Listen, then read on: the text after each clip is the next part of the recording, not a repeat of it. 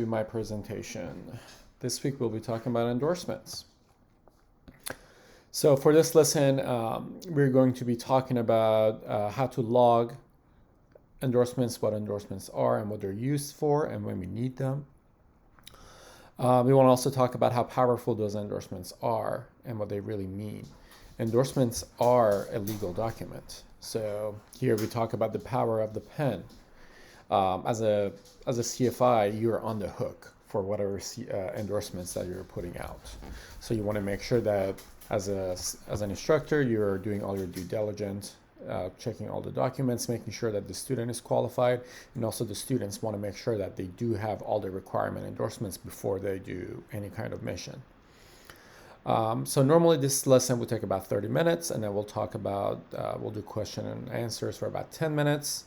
We'll need a copy of the AC 61-65. We'll need a 14 CFR Part 61. There's also quick references out there, and we also use a whiteboard and marker. As a student, we expect the students to be taking notes, watch whatever study aids or visual aids that we're providing, and review the listed references. As an instructor, I will be delivering this ground lesson to the students, and we'll answer their questions also. At the end of it, we want to make sure that the student knows the required elements of a logbook entry and what it looks like, when logbook entries are required, when are endorsements required, and we also want to make sure that we know what kind of documents the instructor keeps for record keeping, and we can also talk about the instructor's certificate and renewal. All right, so the references here we'll be using mainly Part 61 of the CFR. We'll be also using AC 61-65 kilo, and we'll be using the CFI ACS, and then there's also a YouTube video for us to watch with the students. So let's lay the outline for this ground lesson.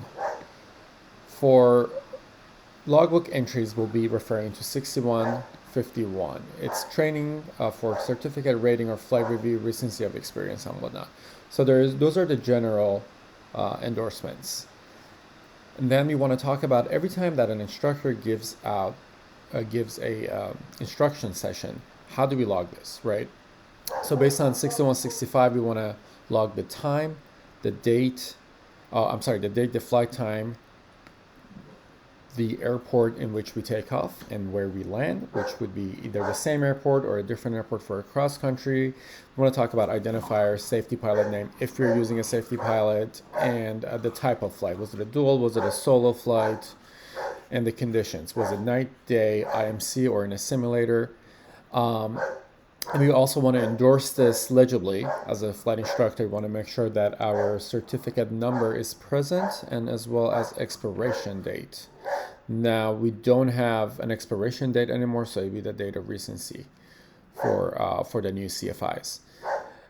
For now, student pilots, it's usually where we start our training journey, is as a student pilot. What do we need to give the student pilot as a flight instructor? So we want to make sure that they are TSA verified. That is an endorsement. We want to make sure that they have their medical. We also want to make sure that their IACRA 6187 is done. That is their student pilot license.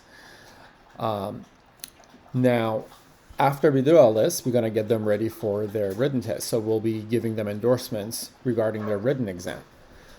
After that, we want to make sure they're ready for their solo. So you want to make sure that they have their endorsements for pre-solo flight training, for their you want to make sure that they have their initial 90-day endorsement, and that'll get the student ready for their first solo. And then after, I want to move into the cross-country. So we want to do the cross-country training with them and then endorse them for that cross-country flight that they've been trained on. And then the day of the cross-country, we want to review all their documents and then endorse them for that cross-country flight on that day. So as you see, there are stages involved in this, and it helps to break them down and organize it in whatever manner that works for you as a CFI. So now the student has soloed, they've done their solo cross country, they've met all the requirements. Now we want to endorse them for the practical test or the check ride. So that would be also part of their the student pilot endorsements.